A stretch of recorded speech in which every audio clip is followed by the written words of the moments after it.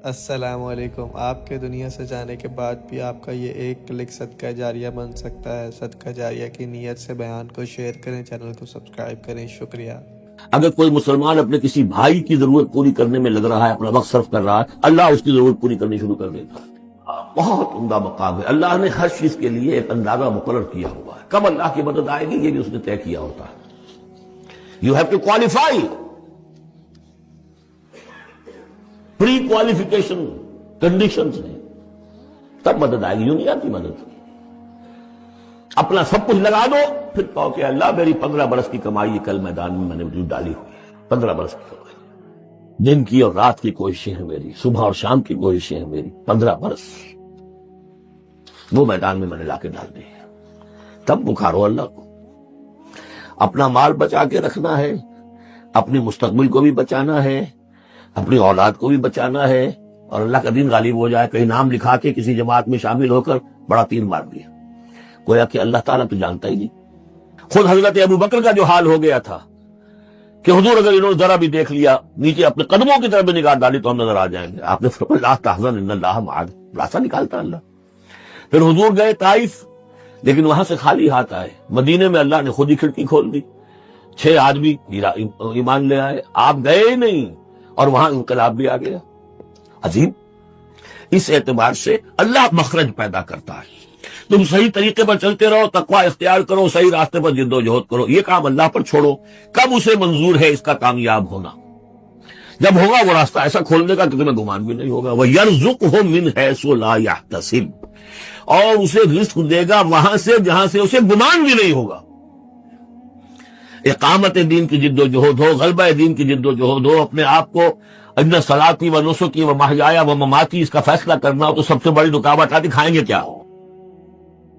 تو اللہ تو کہتا ہے رازق میں ہوں، ہے ایمان اور یقین اس پر، کر کے دیکھو تو صحیح، اس پر اعتماد تو کرو۔ لیکن یہ کہ اس پر اعتماد کرنا، توکل، بڑی مشکل بات ہے۔ وہ تو جتنا ایمان ہوگا اتنا اعتماد ہوگا، اور گہرا ایمان ہوگا گہرا اعتماد ہوگا۔ وَمَن يَتَّقِ اللَّهَ يَجْعَل لَّهُ مَخْرَجًا وَيَرْزُقْهُ مِنْ حَيْثُ لَا يَحْتَسِبُ وَمَن يَتَوَكَّلْ عَلَى اللَّهِ فَهُوَ حَسْبُهُ۔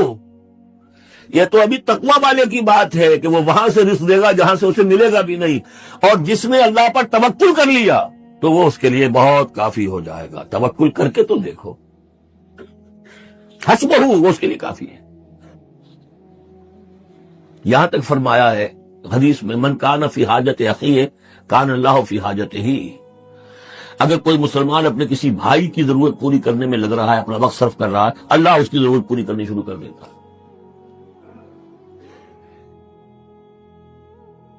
فکر ماں در کار ماں آزار ماں، کار ساز ماں بے فکر کار ماں، یہ فارسی شاعری کے اندر یہ دینی حقائق ہیں۔ کار ساز ماں بے فکر کار ماں، میرا کارساز میرے کاموں کی فکر کر رہا ہے، میں نے اپنے آپ کو اس کے کام کے لیے لگا دیا۔ وہ دنیا میں بھی ذرا سا بھی کوئی شریف انسان ہوگا، آپ اس کے ہو جائیں، وہ آپ کو چھوڑ دے گا پھر کہیں؟ شرافت ہو، مروت ہو اس میں، آپ اللہ کے بن کر تو دیکھیے۔ پھر وہ کارساز ہے، کارساز ماں بے فکر کار ماں، فکر ماں در کار ماں آزار ماں، جب میں اپنے معاملات کی فکر خود کرتا ہوں، کوئی نہ کوئی ٹھوکر کھاتا ہوں، کوئی نہ کوئی غلطی کرتا ہوں، آزار اپنے سر کے اوپر پیدا کر لیتا ہوں۔ اپنے آپ کو حوالے کرو، اس کا نام ہے تفویض الامر الی اللہ، افوض امری الی اللہ ان اللہ بصیر بالعباد۔ اپنا مال بچا کے رکھنا ہے، اپنی مستقبل کو بھی بچانا ہے، اپنی اولاد کو بھی بچانا ہے، اور اللہ کا دین غالب ہو جائے، کہیں نام لکھا کے کسی جماعت میں شامل ہو کر بڑا تیر مار دیا، گویا کہ اللہ تعالیٰ تو جانتا ہی نہیں۔ کتنی کنٹریبیوشن ہے، کتنا ایثار ہے، کتنی قربانی ہے، کتنا وقت ہے، کتنی محنت ہے، اللہ جانتا ہے۔ باقی اس نے ہر چیز کا ایک اندازہ مقرر کیا ہوا ہے۔ اصل معجزہ کسے کہتے ہیں؟ جسے کوئی نبی چیلنج کے ساتھ پیش کرتا ہے کہ یہ ہے میری رسالت کا ثبوت، آؤ مقابلہ کر لو۔ حضرت موسیٰ علیہ السلام کے جو اصل معجزے تھے وہ 2 تھے، ایک عصا جس کا کہ مقابلہ کیا، آپ کو معلوم ہے کہ فرعون نے تمام جو جادوگر تھے پورے مملکت کے انہیں جمع کیا اور مقابلہ کیا۔ تو جس چیز کو کہ پیش کیا جائے چیلنج کے ساتھ کہ آؤ تو مقابلہ کر لو، وہ اصل معجزہ ہوتا ہے اس نبی اور رسول کا. تو حضور صلی اللہ علیہ وسلم کا اصل معجزہ، یعنی معجزات، آپ یہ مغالطے میں مبتلا نہ ہو، میں بقیہ معجزات کی نفی نہیں کر رہا، یہ واقعات اپنی جگہ حق ہیں کہ حضور کو پتھر سلام کرتے تھے. حضور صلی اللہ علیہ وسلم جس کھجور کے تنے کے ساتھ ٹیک لگا کر خطبہ دیا کرتے تھے، جبکہ ابھی مسجد نبی میں ممبر نہیں بنا تھا، جب تعداد زیادہ ہو گئی مسلمانوں کی اور ضرورت محسوس ہوئی کہ ذرا بلند مقام پر کھڑے ہو کر آپ خطبہ ارشاد فرمائیں، تو پھر وہ ممبر بنا کر رکھا گیا. پہلے مرتبہ جب آپ ممبر پر چڑھ رہے تھے خطبہ دینے کے لیے، تو اس کھجور کے سوکھے تنے میں سے ایسی آواز آئی جیسے کوئی بچہ بلک بلک کر رو رہا ہو کہ وہ سعادت جو مجھے حاصل رہی تھی آج تک میں محروم ہو گیا.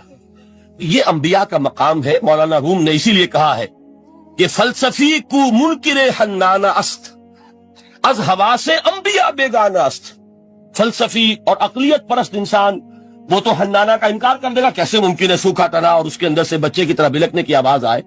لیکن یہ اس لیے کہ وہ انبیاء کے خصوصی احوال جو ہے ان کو جانتا نہیں. اس قسم کے خرق عادت واقعات حضور کی زندگی میں بھی بے شمار ہوئے، لیکن حضور کا وہ معجزہ جس میں تحدی کے ساتھ چیلنج کے انداز میں کہا گیا کہ آؤ مقابلہ کرو، وہ صرف اور صرف قرآن ہے. چنانچہ آپ سورہ بنی اسرائیل میں دیکھیں گے قُلْ لَئِنِ اجْتَمَعَتِ الْإِنسُ وَالْجِنُّ عَلَىٰ أَن يَأْتُوا بِمِثْلِ هَٰذَا الْقُرْآنِ لَا يَأْتُونَ بِمِثْلِهِ وَلَوْ كَانَ بَعْضُهُمْ لِبَعْضٍ ظَهِيرًا. اے نبی چیلنج کر دیجئے، اگر تمام انسان اور تمام جن مل کر یہ چاہیں کہ اس قرآن جیسی کوئی تصنیف کر دیں، تو چاہے وہ ایک دوسرے کا کتنی بھی اس میں مدد کریں اور تعاون کریں، وہ ہرگز قرآن جیسی کتاب تصنیف نہیں کر سکتے. اس سے آگے بڑھ کر یہ بات کہی گئی، اچھا پورا قرآن نہیں لا سکتے، اس قرآن کی طرح کی 10 صورتیں ہی تصنیف کر لو. جب اس کا بھی جواب نہیں دیا گیا تو جسے کہتے ہیں برسبیل تنزل، اور پنجابی میں کہتا ہے کہ برے کو گھر تک پہنچانا، وہ برے کو گھر تک پہنچانے کے لیے فرمایا ایک صورت ہی بنا لاؤ. یہ سورہ ہود میں اور سورہ یونس میں یہ مضمون آیا، اور پھر سورہ بقرہ میں ہجرت کے بعد جو پہلی سورت نازل ہوئی اس میں پھر اس کو دہرا دیا گیا.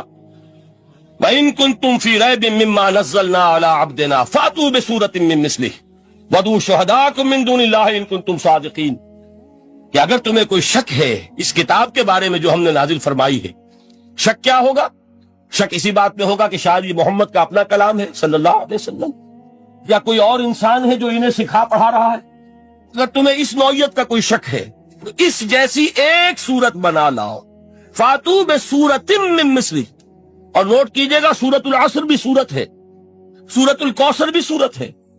3 آیات بھی اگر ایسی تم تصنیف کر کے لے آؤ تب تو تمہیں کچھ شک کرنے کا حق حاصل ہوگا. اور اگر نہیں کر سکتے تو جان لو فَإِن لَمْ تَفْعَلُوا وَلَن تَفْعَلُوا.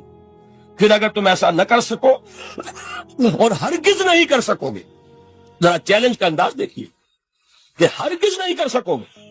فَاتَّقُوا النَّارَ الَّتِي وَقُودُهَا النَّاسُ وَالْحِجَارَةُ. ڈرو اس آگ سے جس کا ایندھن بنیں گے انسان اور پتھر. آج تو وہ مروبیت بہت کم ہو چکی ہے.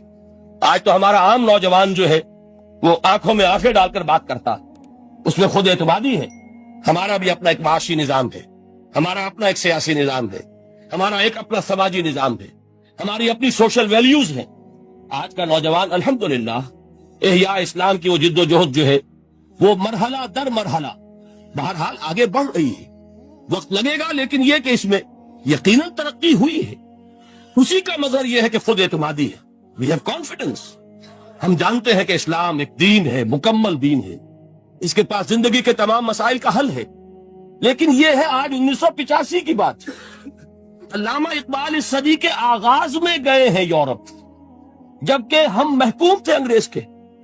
ایک حاکم قوم کے ہاں جا کر اس سے مروبیت کتنی شدید اس وقت تھی. جو جاتا تھا اکثر و بیشتر جو ہے واپس آتا تھا تو کھڑے ہو کر پیشاب کرنا ضروری سمجھتا تھا، اس لیے کہ اس نے وہاں پر لوگوں کو یہی کرتے دیکھا. ان کا لباس، ان کی وضاقتہ، ان کی تہذیب، ان کا تمدن ہر طرح سے ان کے گن گاتا ہوا، ان کے لیے وہ بہت قصیدے جو ہے تعریف کے کہتا ہوا آتا تھا. لیکن ایک علامہ اقبال کی شخصیت وہ ہے کہ وہ یہ خود کہتے ہیں کہ میں اس آگ میں ڈالا گیا ہوں مثل خلیل. مغربی تہذیب کے اس الاؤ میں مجھے اس طرح ڈالا اللہ نے جیسے کہ حضرت ابراہیم کو آگ میں ڈلوایا. میں اس تہذیب کے اس الاؤ کے اندر سے ہو کر آ رہا ہوں، اور میں نے یہ دیکھ لیا ہے کہ یہ تہذیب کھوکھلی ہے، اس کے اندر کوئی پائیداری نہیں ہے، نظر کو خیرہ کرتی ہے تب چمک تہذیب حاضر کی، یہ سنائی مگر جھوٹے نگوں کی ریزہ کاری ہے۔ اور دیار مغرب کے رہنے والوں، خدا کی بستی دکان نہیں ہے، ذرا جسے تم سمجھ رہے ہو وہ اب